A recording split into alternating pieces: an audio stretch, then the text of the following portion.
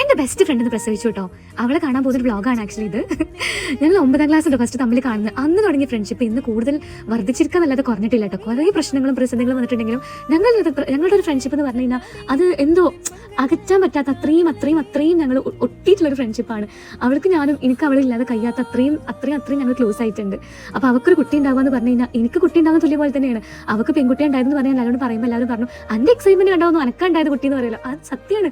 അത്രയും എക്സൈറ്റഡ് ആണ് അവൾക്ക് പെൺകുട്ടി എന്ന് അറിഞ്ഞു കഴിഞ്ഞപ്പോൾ എനിക്ക് കരച്ചിൽ പോലും വന്നു. അത്രയും ഹാപ്പിനെസ് അവളെ കാണാൻ പോകുമ്പോഴൊക്കെ എൻ്റെ ഹാപ്പിനെസ് ഒന്നും പറഞ്ഞറിയിക്കാൻ വയ്യാന്നൊക്കെ പറയില്ലേ. എന്നെ പോകുമ്പോഴും അവളെ കാണാൻ എക്സൈറ്റഡ്. കാരണം എൻ്റെ എക്സൈറ്റ്മെന്റ് കാണുമ്പോൾ നമ്മുടെ മക്കൾ അങ്ങനെയാണല്ലോ, നമ്മളത്ര എക്സൈറ്റഡ് അവരും ആവുമല്ലോ. ആക്ച്വലി ഞാൻ കുട്ടിനെ കണ്ടു കഴിഞ്ഞു, കുട്ടിനെ കാണിക്കുന്നത് ശരിയല്ലല്ലോ വെച്ചിട്ടാണ് കുട്ടിനെ കാണിക്കാത്തത്. ദാറ്റ് എൻ്റെ ബെസ്റ്റ് ഫ്രണ്ട്.